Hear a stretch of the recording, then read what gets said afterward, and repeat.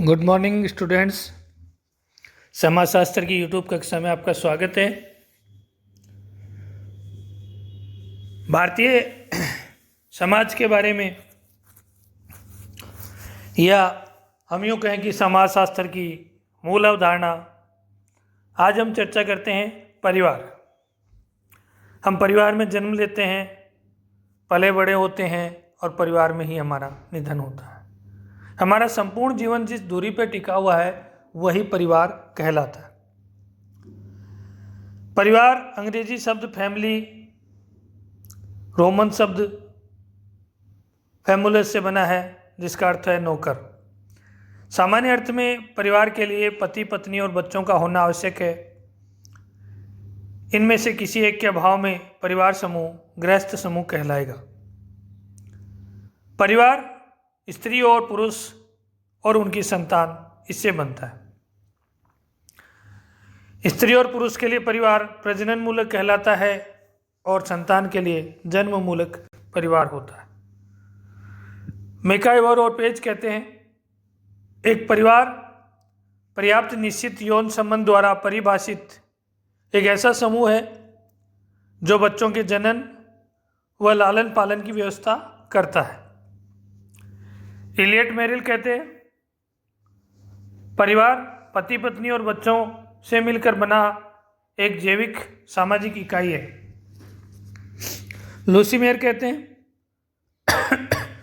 परिवार एक गृह समूह है जिसमें माता पिता और संतान साथ साथ रहते हैं। इसके मूल रूप में दंपति और उनकी संतान रहती है। मेलिनोव्स्की कहते हैं, परिवार ही एक ऐसा समूह है जिसे मनुष्य पशु अवस्था से अपने साथ लाया है। इस प्रकार समाजशास्त्रीय दृष्टिकोण से परिवार को स्त्री पुरुष का ऐसा समूह माना गया है जिसका निर्माण विवाह संबंधों, रक्त संबंधों या गोद लेने की व्यवस्था से होता है। यह स्थायी संबंध रखने वाले व्यक्तियों का समूह है। परिवार की विशेषताओं के बारे में हम चर्चा करें तो पहली बात, विवाह संबंध। परिवार का निर्माण ही विवाह के उपरांत होता है। दूसरी बात, विवाह का एक स्वरूप। प्रत्येक पारिवारिक व्यवस्था में विवाह का एक न एक स्वरूप होता है। तीसरी बात, वंश नाम की व्यवस्था। प्रत्येक परिवार में अपने सदस्यों का कोई न कोई वंश नाम होता है जो पीढ़ी दर पीढ़ी हस्तांतरित होता रहता है। आर्थिक व्यवस्था, प्रत्येक परिवार की कोई न कोई आय अर्जन की व्यवस्था होती है जिससे वो अपना भरण पोषण करते हैं।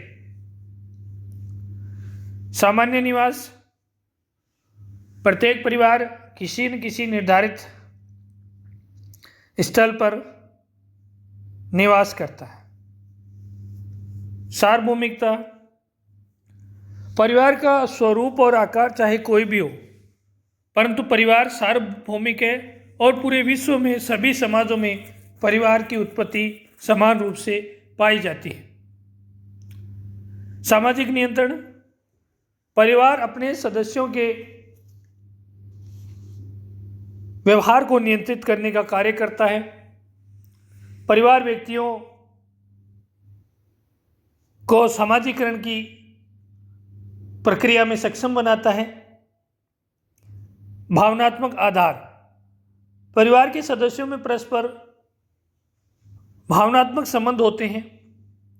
सभी सदस्य एक दूसरे के लिए व्यवहार करते हैं, एक दूसरे से प्रेरित होते हैं, प्यार करते हैं, स्नेह होता है। रचनात्मक प्रभाव, परिवार के द्वारा दिए गए गुण संस्कार व्यक्ति में स्थायी होते हैं। व्यक्ति के व्यक्तित्व का ढलना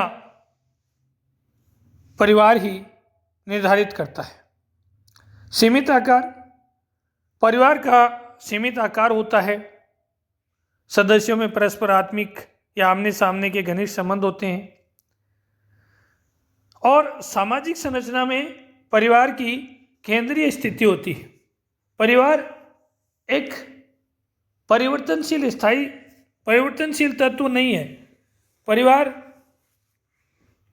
वह आधार और धुरी है जिस पर हमारी सामाजिक संरचना और हमारी संपूर्ण व्यवस्था टिकी हुई है।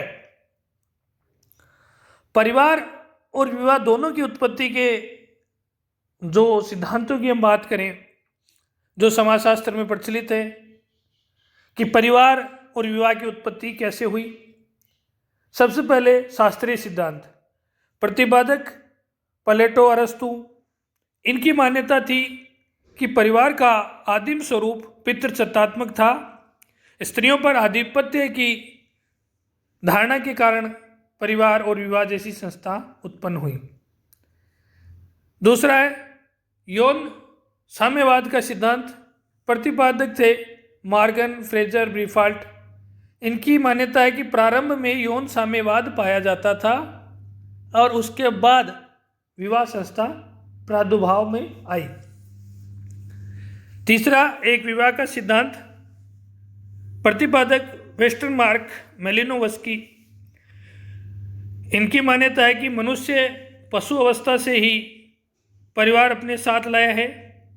वेस्टरमार्क कहते हैं एक विवाह ही विवाह का सच्चा स्वरूप है, रहा था और रहेगा। अगला मातृसत्तात्मक। इस सिद्धांत का प्रतिपादन ब्रीफाल्ट ने अपनी पुस्तक द मदर्स में किया। इनकी मान्यता है कि माता व संतान मिलकर बनी रहने वाली आर्थिक व सामाजिक आवश्यकता ने ही परिवार को जन्म दिया है। उद्विकासी सिद्धांत, प्रतिपादक बेकोफन। इनकी मान्यता है कि परिवार का विकास उद्विकासीय प्रक्रिया से होता है। मॉर्गन ने परिवार के उद्विकास के 5 स्तर बताए हैं। समर्थ परिवार 1, 2, समूह परिवार 3, सिंडेस्मियन परिवार 4, पितृसत्तात्मक परिवार 5, एक विवाही परिवार। परिवार के प्रकार के बारे में हम चर्चा करें संक्षिप्त रूप से। पहला बात, सदस्य संख्या के आधार पर केंद्रिक या नाभिक परिवार, संयुक्त परिवार और विस्तृत परिवार। निवास संख्या के आधार पर पितृस्थानीय परिवार, मातृस्थानीय परिवार और नवस्थानीय परिवार। अधिकार सत्ता के आधार पर पितृसत्तात्मक और मातृसत्तात्मक परिवार। विवाह के आधार पर एक विवाही परिवार, बहुविवाही परिवार। बहुविवाही में 3 प्रकार हो सकते हैं, बहुपत्नी विवाह, बहुपति विवाह और समूह विवाही परिवार हो सकता है। परिवार हमारे क्या काम आता है? परिवार के कुछ तो मूल कार्य है, प्राणी शास्त्रीय कार्य, आर्थिक कार्य, शारीरिक कार्य और कुछ अन्य कार्य होते हैं। परिवार के प्रकार के बारे में हम चर्चा करें तो सबसे पहले बात आती है प्राणी शास्त्रीय कार्य। परिवार अपने सदस्यों की यौन संतुष्टि के लिए जिम्मेदार होता है और यौन संतुष्टि के परिणाम स्वरूप परिवार में संतान उत्पन्न होती है और संतति चलती रहती है। दूसरा होता है शारीरिक कार्य, जिसमें परिवार के सदस्य एक दूसरे का देखभाल करते हैं, सेवा करते हैं, बीमारी में, गर्भावस्था में, वृद्धावस्था में। आर्थिक कार्य, प्रत्येक परिवार के आजीविका का कोई न कोई कार्य, व्यवसाय, उत्पादन इकाई होता है। धार्मिक कार्य, परिवार किसी न किसी इष्ट देवता या किसी धर्म को मानने वाला होता है जिसकी वो पूजा पाठ, अर्चना इत्यादि करते हैं। राजनीतिक कार्य, प्रत्येक परिवार राजनीतिक रूप से अपने सदस्यों को जागृत करता है और उस विचारधारा की ओर उन्हें मोड़ता है। समाजीकरण का कार्य, परिवार अपने सदस्यों के समाजीकरण का कार्य करता है और सदस्यों को जागृत करता है कि उन्हें क्या करना है और क्या नहीं करना है। परिवार शिक्षात्मक कार्य करता है, व्यक्तियों पर नियंत्रण भी बनाए रखता है। इस प्रकार परिवार विशेषकर हमारे भारतीय समाज में सामाजिक व्यवस्था की मूल इकाई है। और उस मूल इकाई में हम बात करें कि परिवार, ग्रामीण समाज व्यवस्था में संयुक्त परिवार पाया जाता है और परिवार समाजशास्त्र की एक बहुत ही मूल और महत्वपूर्ण अवधारणा है। धन्यवाद।